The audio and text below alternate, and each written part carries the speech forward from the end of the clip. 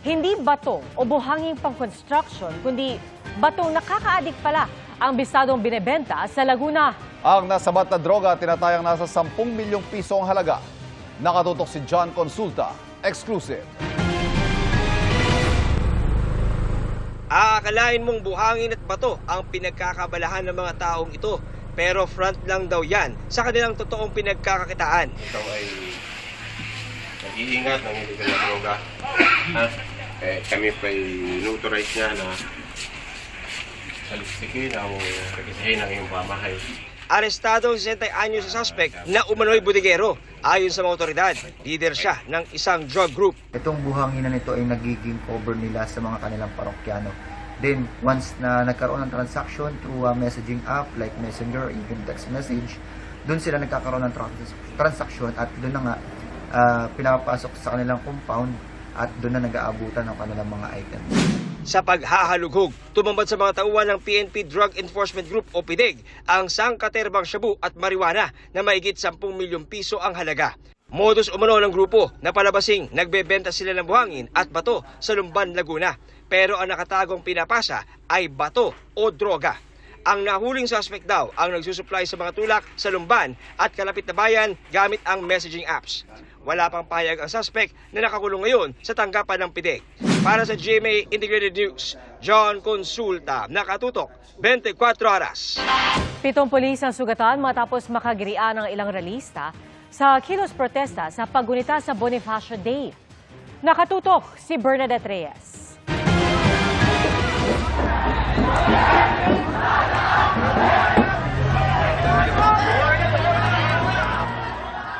Binuwag ng mga realista ang hanay ng pulisya na nakaharang sa bahaging ito ng Recto Avenue sa Maynila. Sa gitna ng kanilang kilos protesta sa pagdiriwang ngayong araw ng ika-100 at 61 kaarawan ni Gat Andres Bonifacio. Nagmarcha papuntang Mendiola ang mga realista.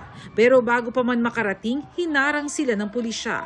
Ayon sa Manila Police District, 7 sa mga pulis ang nasaktan sa insidente na ngayon ay ginagamot na. Narangan po kami, nagkaroon ng tulakan. So sa tulakan po, meron pang isang kasamahan namin na inaresto. Kaya wala po siyang kasalanan. Kung may nasaktan po sa kanila, may nasaktan din naman sa amin eh. Pero on point, bakit kasi sila nangaharang? I-verify pa natin dun sa ating hanay kung meron tayong naresto. We need to follow the rule of law. Nirerespeto natin yung kanilang karapatan. Pinapakiusapan natin na itong lugar na ito ay hindi kasama sa Freedom Park. Hindi na nagpumilit ang mga realista at ipinagpatuloy ang kanilang programa doon matapos payagan ng pulisya. Nanawagan ng mga militanteng grupo na ibaba ang presyo ng kuryente at gasolina, palayain ng mga political prisoner at iba pang binatiko sa kasalukuyang administrasyon. Si Pangulong Bongbong Marcos sinabing alalahanin ng sakripisyong ipinakita ni Bonifacio at ng ating mga ninuno. Utang daw natin sa kanila ang pagkamulat ng ating pagkamakabayan, ng ating pagkakakilanlan at ng ating kasarinlan. Bilang pagkilala kay Bonifacio, atin daw alamin ang mas malalim na kahulugan ng kanyang sakripisyo at gawin ang ating bahagi sa paglaban sa gutom, korupsyon, kriminalidad at iba pang mga problema ng lipunan. Sabi naman ni Vice President Sara Duterte, mahalagang maipakita sa pagdiriwang ng Bonifacio Day ang anyay kamalayan natin sa lagay ng ating bansa, tulad ng kahirapan, gutom, kawalan ng trabaho at kawalan ng mga pangunahing serbisyo para sa Pilipino. Para sa GMA Integrated News, Bernadette Reyes, nakatutok 24 oras. 3 barko ng China ang namonitor ng Philippine Coast Guard na ilang beses sa illegal umanong pumasok sa Exclusive Economic Zone ng Pilipinas sa mga nakalipas na linggo. Nakatutok si Bon Aquino. Ipinakita ng Philippine Coast Guard ang mapang ito nang namonitor nilang 3 research vessel ng China sa silangan ng Pilipinas sa loob ng mahigit 2 linggo. We were able to monitor this morning around 7:40 in the morning with a distance of 210 nautical miles east of Siargao Island, Surigao del Norte. Their names are Shangyang Hong 3. The second one is Jageng. And then the third one is Shangyang Hong 10. Nasa labas sa mga ito ng 200 nautical mile exclusive economic zone ng Pilipinas. Pero sabi ng PCG, ilang beses itong nakapasok sa ating EEZ. Gaya ng barkong Jageng na noong November 14 ay nasa 200 nautical miles silangan ng Davao Oriental, habang ang vessel na Shangyang Hongten nasa 200 nautical miles din sa silangan naman ng Siargao Island noong November 20. Ang isa pang barko na Shangyang Hong 3 namataan naman sa layong 257 nautical miles northeast ng Santa Ana, Cagayan noong November 17, kung kailan ramdam ang hagupit ng bagyong Pepito sa Northern Luzon. Ayon sa PCG, magkakasama kung gumalaw ang mga barko. Dumaan lang siya talaga eh. But it never loitered. So, pumasok siya, lumiko ulit. Ayon sa Philippine Coast Guard, dahil ang Pilipinas lang ang may sovereign rights sa exclusive economic zone nito, ang mga ganitong foreign flag marine scientific research dapat humingi ng clearance sa Pilipinas. Since wala, this can be, again, for the Coast Guard, we're going to communicate this to the National Task Force, West Philippine Sea, and it's up to the Department of Foreign Affairs to take action regarding their presence. Nabawasan naman ang mga Chinese militia vessel malapit sa Pag-asa Island sa West Philippine Sea. Mula sa mahigit 70, mahigit 30 na lang daw ang naroon. Ayon sa PCG, hindi pa umaalis sa mga ito, pero nasa labas naman daw ito ng territorial sea ng Pag-asa. Dahil daw sa masamang panahon, kaya nagkumpulan at nag-angkla malapit sa Pag-asa ang mga militia vessel. Hindi na siya cause for concern. Yes. Naunang sinabi ng AFP na hindi ito cause of concern kahit itinuturing nila itong illegal presence. Sinusubukan pa naming kunan ng pahayag ang Chinese Embassy kaugnay ng paglapit ng Chinese research vessel sa Siargao at pagdami ng militia vessels malapit sa Pag-asa Island. Para sa GMA Integrated News, Von Aquino, nakatutok, 24 oras. Imbes na dumami, tila nabawasan pa raw ang mga nagpa-consolidate sa ilalim ng PUV modernization sa pagtatapos ng deadline nito. Nakatutok si Bernadette Reyes. Kahapon nagtapos ang 45-day extension na binigay ng LTFRB para sa mga transport group na nais pang magpa-consolidate sa ilalim ng PUV Modernization Program. Ito ang naging tugon ng LTFRB sa hiling ng Senado na ipagpaliban ng deadline. Pero sa halip na madagdagan, nabawasan pa raw ang bilang ng mga nag-consolidate base sa datos ng transport groups. Sa taya ng Manibela, aabot daw sa 6,000 ang kanilang miyembro ang nag-withdraw mula na magsimula ang programa. 2,000 naman sa bilang ng piston. Dati nakakabiyahe sila ng 5 hanggang 6 na beses sa isang linggo. Ngayon po 2 beses na lang kasi iniipit na sila dahil nga ang gusto ng kooperatiba, yung modern na lang ang patatakbuhin. Napagpapakita pa rin talaga ito na hindi pa rin talaga naaabot ng LTFRB at ng gobyerno, yung sinasabi nilang 83% na nag-comply sa pinang-programa. Ang mula nung pumasok sila sa corporation, ay nawala yung kanilang pangaraw-araw na kinikita dahil sa kanilang boundary. Kaya't ang sabi nga ng mga operator, sumunod nga kami sa programa pero kami yung nawala ng kabuhayan. Magpupulong daw ang dalawang grupo para pag-usapan ang planong makipagdialogo sa Department of Transportation para payagan silang magparehistro at mag-renew ng prangkisa kahit hindi pa nakakapag-consolidate. Kahit hindi po kami consolidated o kahit hindi kami kasali sa mga transport cooperatives, sana makapagpa-register pa rin kami ng aming mga motor vehicle, ng aming mga jeepneys para makabiyahe pa rin po, lalo na ngayon na magpapasko at bagong taon, wala, ang hirap po ng biyahe.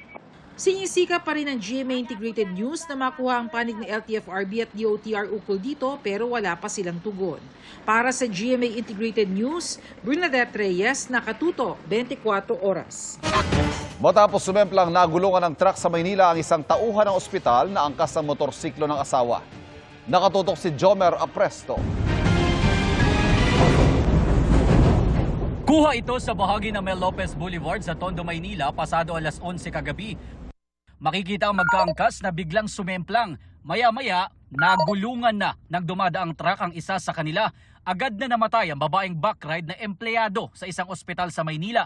Nagtamo naman ng mga galos ang driver ng motorsiklo. Ayon sa barangay, mag-asawa ang mga biktima. Pauwi na po sila sa kanilang bahay. Galing po sa trabaho yung babae po. Tumakas naman daw ang truck na nakasagasa. Medyo madilim po, kaya hindi po nila maano yung truck na nakaano sa kanila. Kasi po doon sa kalsada po doon talagang marami na aksidente na dahil po mabuhangin po. Saka mabilis po ata ang takbo niya.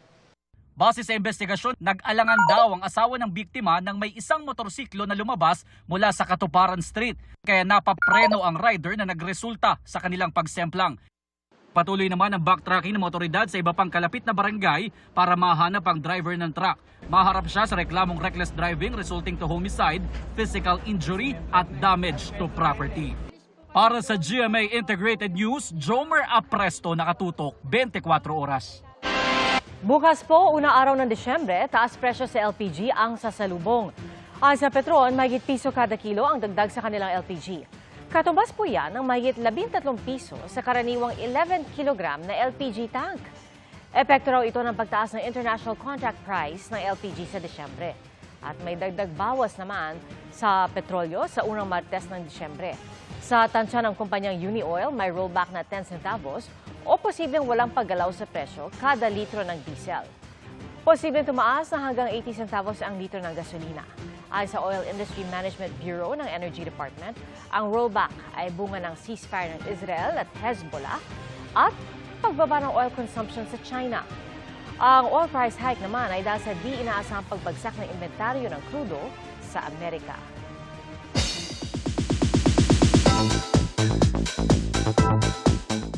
Busy man sa shooting at pagnenegosyo, quality time is key pa rin para kina Jenny Lynn Mercado at Dennis Trillo.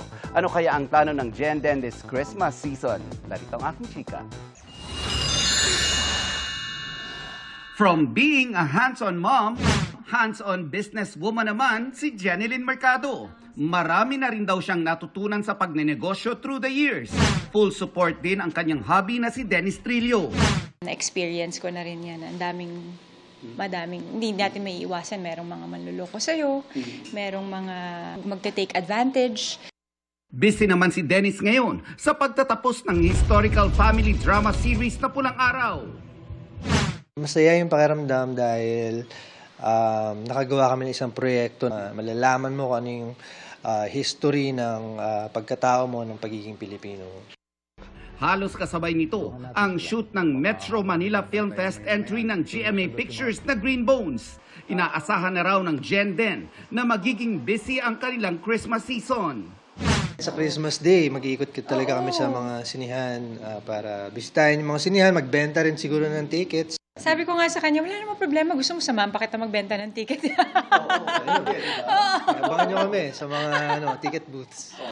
Ayon sa Jen Den, kahit gaano ka-busy ang mag-asawa, kailangan pa rin maglaan ng oras para sa isa't isa. Medyo puno yung December niya, pero nagsingit pa kami ng isang out of the country bago mag-Christmas. Pero kami lang munang dalawa. Bilis lang. Quality time naman namin dalawa. Takas lang, takas. Bilis lang, ilang araw lang yun.